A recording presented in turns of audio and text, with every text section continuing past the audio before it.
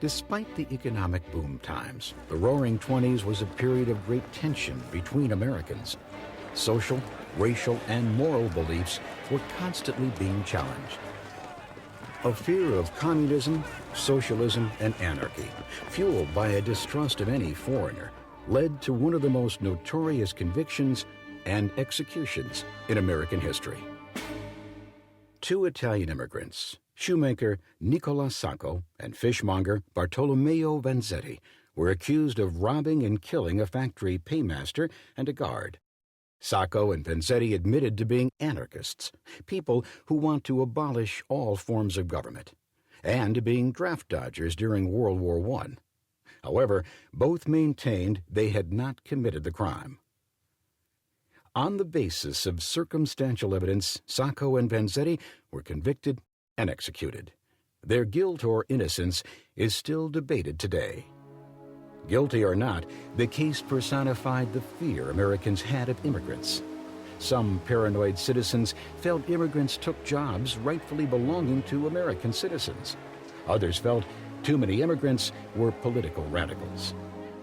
Between 1919 and 1921, the yearly number of new immigrants had shot up from 141,000 to 805,000. And Congress bowed to the pressure of Americans with nativist attitudes by passing a new law limiting immigration into the U.S. Additional restrictions were imposed 3 years later when the National Origins Act of 1924 further limited immigration. The acts discriminated against people from Eastern and Southern Europe, mostly Roman Catholics and Jews, and excluded the immigration of Japanese citizens altogether. The laws did not apply to immigrants from the Western Hemisphere, however, and approximately 1 million Canadians and 500,000 Mexicans crossed the borders into the U.S. The increasing popularity of nativism also stirred the resurgence of the Ku Klux Klan, whose members had tormented and killed many African Americans in the South after the Civil War. The new Klan extended their bigotry to anyone not American, not Protestant, not white, while attempting to stamp out unions and saloons. By 1924, it boasted a membership of more than 4 million members. The imperial wizard of the KKK summed up the Klan's doctrine succinctly in his 1926 booklet, The Klan's Fight for Americanism, when he revealed the Klan's slogan, Native, White, Protestant, Supremacy.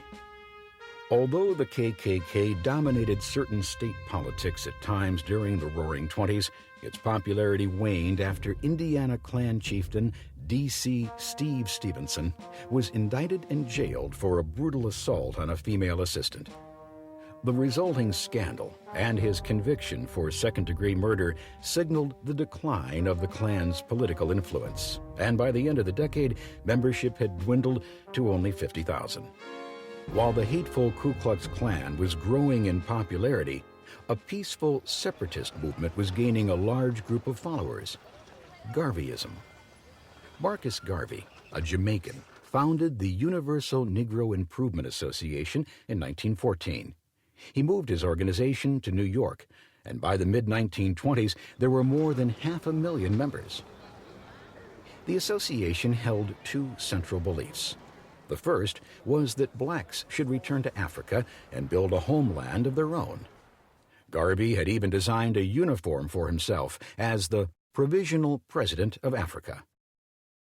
Second, Garvey insisted his followers should not envy or imitate whites or seek integration. Black is beautiful, he declared, and you are better than white people.